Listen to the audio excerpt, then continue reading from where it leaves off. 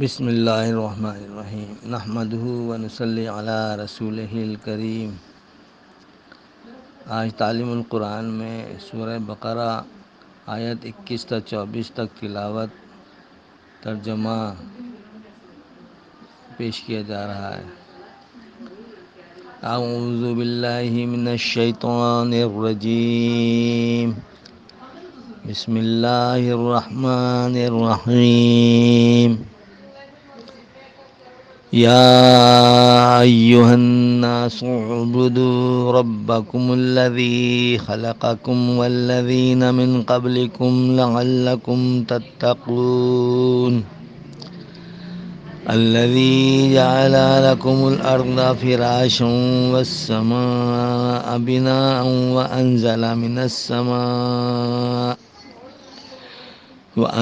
من السماء ماء فأخرج به من الثمرات رزقا لكم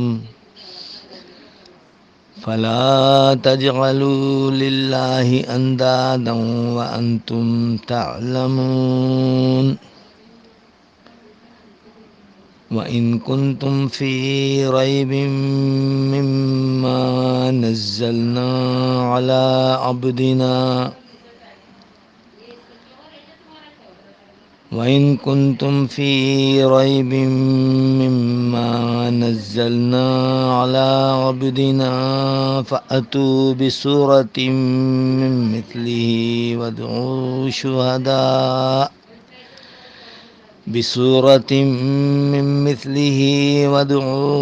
شُهَدَاءَكُم مِّن دُونِ اللَّهِ إِن كُنتُمْ صَادِقِينَ فَإِن لَّمْ تَفْعَلُوا وَلَن تَفْعَلُوا فَاتَّقُوا النَّارَ الَّتِي وَقُودُهَا النَّاسُ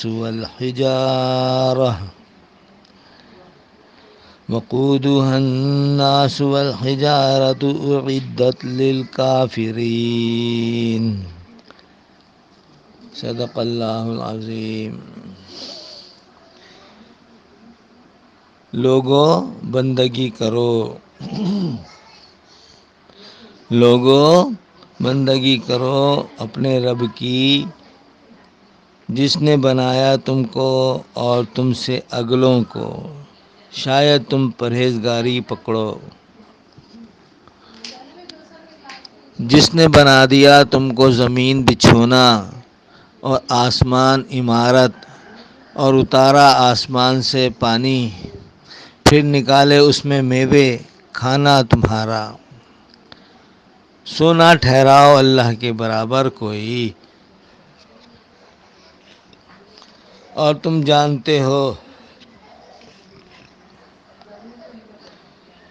سو نہ ٹھہراؤ اللہ کے برابر کوئی، اور تم جانتے ہو، اور اگر تم ہو شک میں اس کلام سے جو اتارا ہم نے اپنے بندے پر، تو لے آؤ ایک صورت اس قسم کی، اور بلاؤ جن کو حاضر کرتے ہو اللہ کے سوا، اگر تم سچے ہو۔ پھر اگر نہ کرو اور البتہ نہ کرو گے تو بچو آگ سے جس کی چھپٹیاں ہیں آدمی اور پتھر، تیار ہے منکروں کے واسطے۔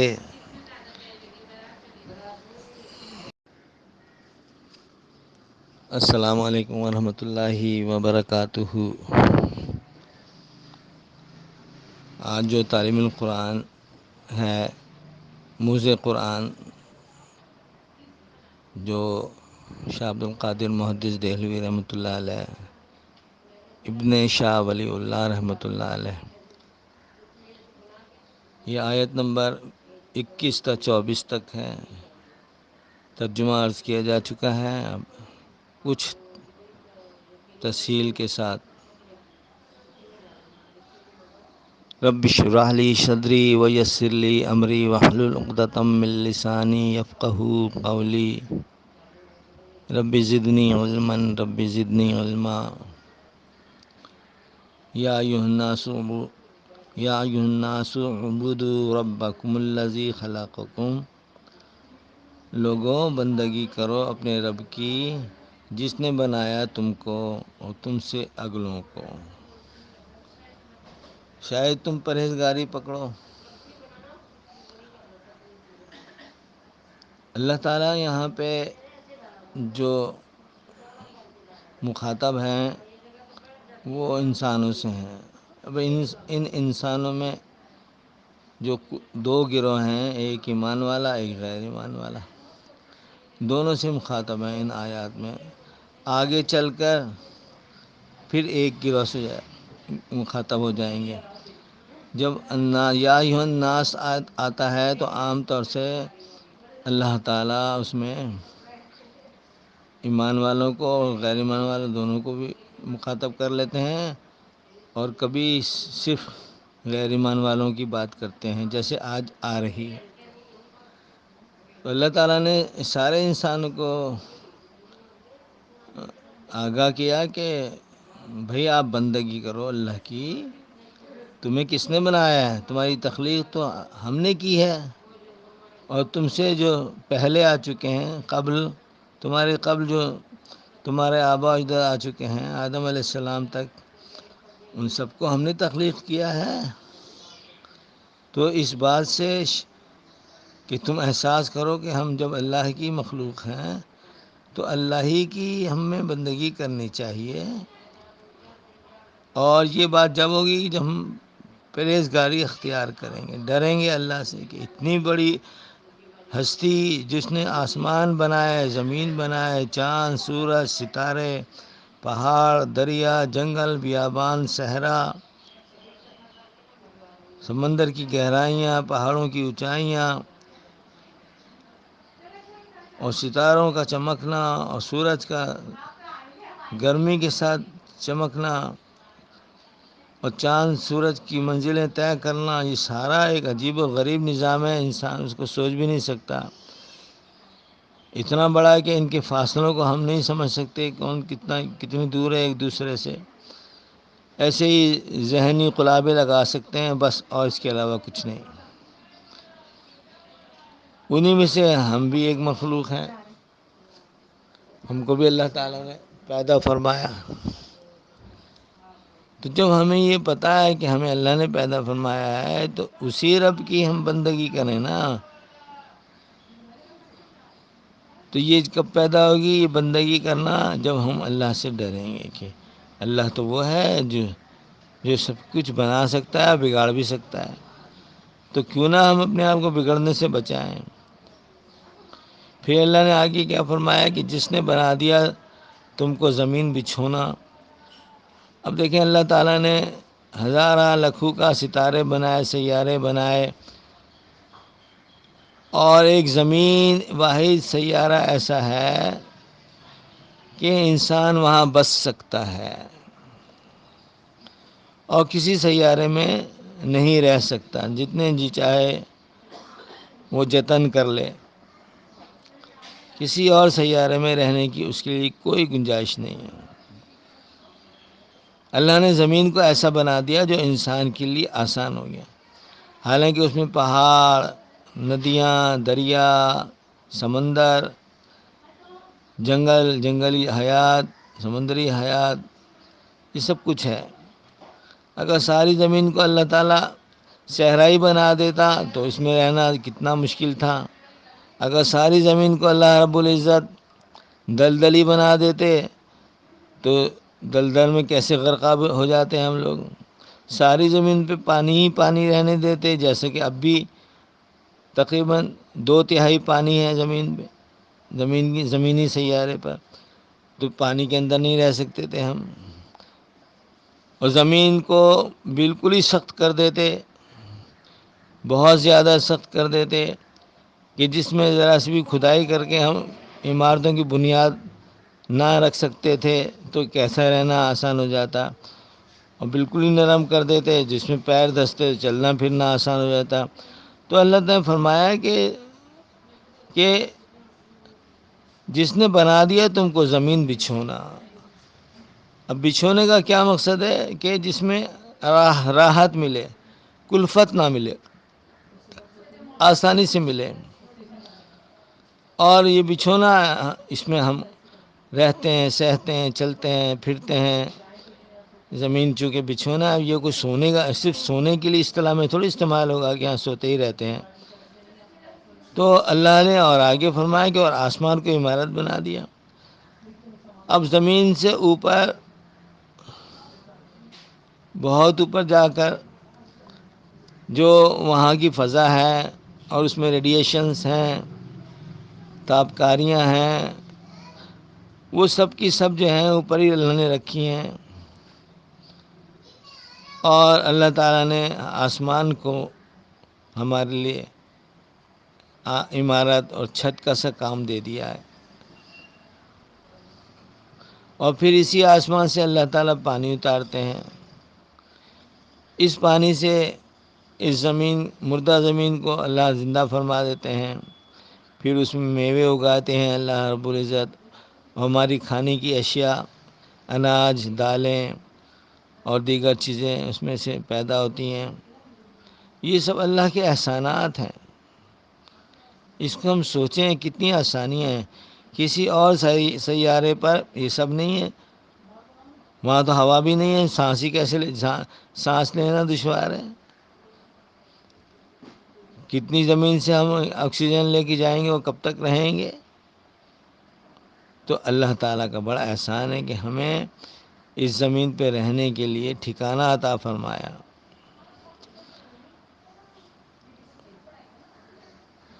اور اللہ نے جب ہم پہ اتنے احسانات فرمائے ہیں تو ہمیں چاہیے کہ ہم پھر اب یہاں سے خالص جو ہے اللہ تعالیٰ خطاب فرما رہے ہیں، فَلَا تَجْعَلُوا لِلَّهِ، یعنی مَا أَنفَقَ أَخْرَجَ بِهِ مِنَ الثَّمَرَاتِ رِزْقًا لَكُمْ، پانی پھر نکالے اس میں سے میوے، یعنی آسمان سے پانی برسایا، اس میں سے میوے نکالے کھانا۔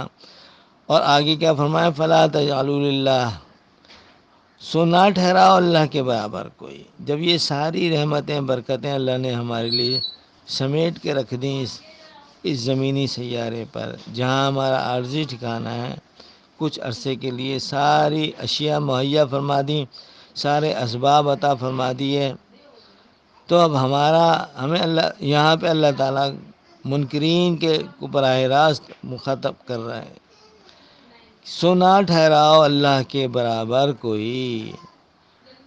اور تم جانتے ہو، یہ انسان جو منکر ہے اللہ کا، وہ سب جانتا ہے کہ کوئی بھی شے، کوئی بھی چیز، کوئی بھی ہستی ہمیں ایسی نظر نہیں آ رہی جو یہ سارا نظام چلا رہی ہو۔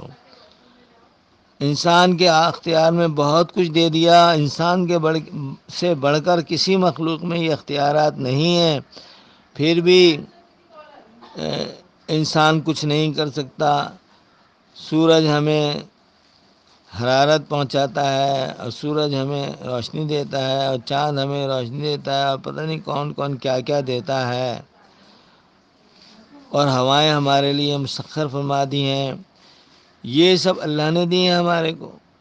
ہم تو اس میں ہمارا کوئی دخل ہی نہیں ہے کہ ہم اپنی مرضی سے ہم نے ان کو گھٹا بڑھا دیں، اپنی مرضی سے ان کو وقت کی پابندی کے علاوہ اپنے وقت کے پابند کر دیں۔ تو پھر جب ایک اللہ نے ایسا کیا ہے تو پھر ہم کسی اور کو کیوں ٹھہرائیں؟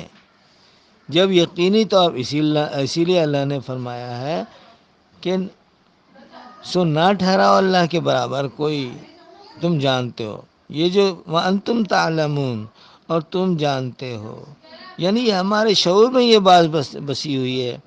کوئی شے جو ہمیں نظر بھی آ رہی ہے، ہاں، وہ سورج ہو یا جو شے بھی ہو، وہ ہمیں فیض تو پہنچا رہی ہے، لیکن وہ خود کچھ نہیں ہے، اس کے پیچھے کوئی ہے، ہز ہائنس وائس، اس کے پیچھے کوئی ہے، وہی اللہ ہے۔ تو یہ بڑے بڑے اجسام جو ہیں یہ بھی کچھ نہیں ہیں، تو پھر ہم کسی کو اللہ کے برابر کیسے ٹھہرا سکتے ہیں؟ وہ کتنے بے وقوف ہیں وہ لوگ جو اللہ کی ہمسری کسی اور سے کرواتے ہیں۔ آگے اللہ تعالیٰ نے فرما رہا ہے کہ یعنی کہ ایک زندگی کا لائے عمل تمہیں کیسے پتہ چلے، پھر کیا کرو، کیسے اللہ کی بندگی کرو، کیسے اللہ تعالیٰ سے عشق کرو، کیسے اللہ تعالیٰ سے استغفار کرو، کیسے اس کی صحیح معنوں میں بندگی اختیار کرو۔ وَإِن كُنتُمْ فِي رَيْبٍ مِّمَّا نَزَّلْنَا عَلَىٰ عَبْدِنَا، اور اگر تم ہو شک میں اس کلام سے، یعنی قرآن پاک سے، جو اتارا ہم نے اپنے بندے پر، تو لے آؤ ایک صورت اس قسم کی اور بلاؤ جن کو حاضر کرتے ہو اللہ کے سوا۔ پھر اللہ تعالیٰ نے ایک موقع دیا کہ اگر تم ابھی بھی نہیں مانتے ہو، آؤ ذرا موازنے پر۔ اور یہ جو ہم نے اللہ کا کلام، اپنا کلام اتارا ہے اپنے بندے پر، نبی صلی اللہ علیہ وسلم پر، تو کوئی ایک صورت لے آؤ اس جیسی بنا کے، اور وَادْعُوا شُهَدَاءَكُم مِّن دُونِ اللَّهِ، اور بلاؤ جن کو حاضر کرتے ہو اللہ کے سوا، یعنی جن کو اپنا معبود بناتے ہو اللہ کے سوا، ان کو بھی بلا لو، ان کی مدد سے تم بھی ان کی مدد میں لگ جاؤ، وہ تم دونوں مل کر کوئی ایک صورت بنا لیں۔ تو جب نہیں بنا سکتے ہو تو پتہ چلا کہ یہ اللہ کی طرف سے ہے، اور اللہ نے یہ بتا دیا کہ ہم نے اپنے بندے پہ نازل فرمائی ہے، تو پھر اس پہ یقین بھی لاؤ، اس بندے کا اتباع بھی کرو۔ یہ اللہ تعالیٰ نے یہاں سے وَإِن كُنتُم، یہ جو اب اوپر فَلَا تَجْعَلُوا لِلَّهِ أَندَادًا، یہاں سے اللہ تعالیٰ براہ راست مخاطب ہیں صرف اور صرف منکرین سے، سو نہ ٹھہراؤ اللہ کے برابر کوئی، اور تم جانتے ہو، اور اگر تم ہو شک میں اس کلام سے جو اتارا ہم نے اپنے بندے پر، تو لے آؤ ایک صورت اس قسم کی اور بلاؤ جن کو حاضر کرتے ہو اللہ کے سوا۔ اگر تم سچے ہو، اگر تم اپنی بات میں سچے ہو اور کسی اور کی بندگی کر رہے ہو، تو اس کلام کی کوئی مثال پیش کر دو۔ پھر اللہ نے فرمایا فَإِن لَّمْ تَفْعَلُوا وَلَن تَفْعَلُوا، پھر اگر نہ کرو اور البتہ نہ کرو گے تو بچو آگ سے، تو بچو آگ سے۔ ظاہری بات ہے، اللہ نے کہا جب تم نہیں کر سکتے ہو تو اور کر بھی نہیں سکتے، تو پھر تم کیوں اللہ کا شریک ٹھہرا رہا ہو کسی کو؟ تو اب تمہارے لیے پھر آگ ہے، وہ آگ بھی کیسی؟ جس کی چھپٹیاں ہیں آدمی اور پتھر۔ اب بتائیں چھپٹیاں کیا ہیں؟ جو بڑی لکڑیوں کو جلانے کے لیے چھوٹی چھوٹی کرچیاں، جن کو چھپٹیاں کہتے ہیں لکڑیوں کی، تو وہ جلدی جل جاتی ہیں، ان کی لو سے بھی بڑی لکڑیاں جل جاتی ہیں۔ تو بڑی لکڑیوں کو جلانے کے لیے آگ کی چھپٹیاں ڈالی جاتی ہیں، بڑی آگ دہکانے کے لیے، جس میں دیگ چڑھائے یا کچھ سالن پتیلی چڑھائیں۔ تو وہ چھپیاں کون ہیں؟ انسان اور پتھر۔ جو پتھر یہاں جل نہیں سکتا اور مایا نہیں بن سکتا، وہ وہاں کی چھپٹیاں ہوں گی اس آگ کی۔ اللہ کی ایسی طاقت ہے، جس کی چھپٹیاں انسان ہوں گے۔ تو بچو آگ سے جس کی چھپٹیاں ہیں آدمی اور پتھر، تیار ہے منکروں کے واسطے۔ تو اللہ رب العزت نے بتا دیا کہ یہاں اس دنیا میں ہم آپ کو کس کس طریقے سے، کس کس زاویے سے، کیسے کیسے انداز میں تمہیں مثالیں دے دے کے سمجھا رہے ہیں۔ تم نہیں مانو گے، پھر کیا ہوگا؟ پھر بچو اس آگ سے جس کی چھپٹیاں ہیں آدمی اور پتھر۔ تو یہ منکرین کے لیے چل رہا ہے، جو کہ تکذیب کرتے ہیں کلام اللہ کی، اور یہ مخاطب جو ہیں وہ تو منکرین ہیں، لیکن اہل ایمان کے لیے اس میں احتیاط یہ کرنی ہے کہ ہم تکذیب بالفعل نہ کریں، بالعمل نہ کریں، یعنی کہ ہمارا عمل ایسا نہ ہو کہ ہم قرآن پاک پر یقین نہ رکھیں۔ یقین نہ رکھنا کیا ہے؟ آدمی کوئی دل میں تو کہتے ہی نہیں یہ سچی کتاب ہے، لیکن بالعمل کیا ہے اس کی تکذیب؟ کہ ہم اس پہ چلیں نہ، اس کے احکامات کو مانیں نہ، اس کے حرام کو حرام نہ گردانیں، اور اس کے حلال کو حلال نہ سمجھیں، یہ پھر ہمارے بچنے کا کام ہے۔ ورنہ پھر کیا ہوگا، ہم ایسے لوگ بھی پھر اس ایندھن کی چھپٹیاں بنیں گے۔ اور یہاں پہ ایک بات بتانا ہے، عرض کرنا ہے کہ یہ جو اللہ نے فرمایا وَإِن كُنتُمْ فِي رَيْبٍ مِّمَّا نَزَّلْنَا عَلَىٰ عَبْدِنَا، کہ اور اگر تم ہو شک میں اس کلام کے جو اتارا ہم نے اپنے بندے پر۔ یہ سورہ بقرہ دوسری صورت ہے، اور ابھی تک اس کی 23ویں صورت آیت چل رہی ہے، اور یہ پہلی دفعہ یہ لفظ آیا عبدنا یعنی ہمارا بندہ، عبد مانے بندہ، عبدنا ہمارا بندہ۔ تو سب سے پہلے قرآن میں اگر اللہ نے کسی کو اپنا بندہ کہہ کے پکارا ہے تو وہ رسول اللہ صلی اللہ علیہ وسلم کو۔ یہ کتنا بڑا شرف ہے۔ یہاں سے پتہ چلا کہ اللہ کو لفظ عبد جو ہے وہ زیادہ پسند ہے بنسبت بہت سارے دیگر القاب کے۔ اب یہاں پہ اللہ تعالیٰ نے کیا فرمایا، اگر تم ہو شک میں اس کلام سے جو اتارا ہم نے اپنے بندے پر، تو اپنا بندہ پہلی مرتبہ قرآن میں یہ اپنا بندہ کہنا اللہ تعالیٰ نے سب سے پہلے ہمارے رسول صلی اللہ علیہ وسلم کو فرمایا۔ پورے قرآن میں یہ پہلی مرتبہ یہ لفظ آ رہا ہے عبد، اور اس عبد کو عبدنا کہا، یعنی ہمارا بندہ، اپنا بندہ کہا ہے۔ اللہ کو دیگر القاب میں سب سے زیادہ یہ عبد کہنا بہت زیادہ پسند ہے۔ دیکھیں جب انعام و اکرام اترتا ہے تو اللہ تعالیٰ لفظ جو ہے وہ عبد کا استعمال کرتے ہیں۔ مثال کے طور پہ اللہ رب العزت نے جب نبی پاک صلی اللہ علیہ وسلم کو سفر کروایا مسجد حرام سے مسجد اقصی تک کا معراج شریف کے موقع پر، تو اللہ نے قرآن میں فرمایا اسریٰ بعبدہ، یعنی وہاں پہ بھی اللہ نے اپنے بندے کو کی بات کی، وہاں پہ بھی اپنا بندہ بولا۔ ہاں اسی طرح سے حضرت زکریہ علیہ السلام کے لیے اللہ نے جب ان کو بیٹا دینے کی خوشخبری سنائی، وہاں پر بھی عبد کا لفظ استعمال کیا۔ تو یہ لفظ جو عبد ہے نا، یہ اللہ کو بہت پسند ہے، اور اللہ کو یہ پسند ہے کہ یہ جو میری مخلوق ہے انسانی شکل میں اور جنات کی شکل میں، وہ بندے بن جائیں، بندگی کرنے والے بن جائیں۔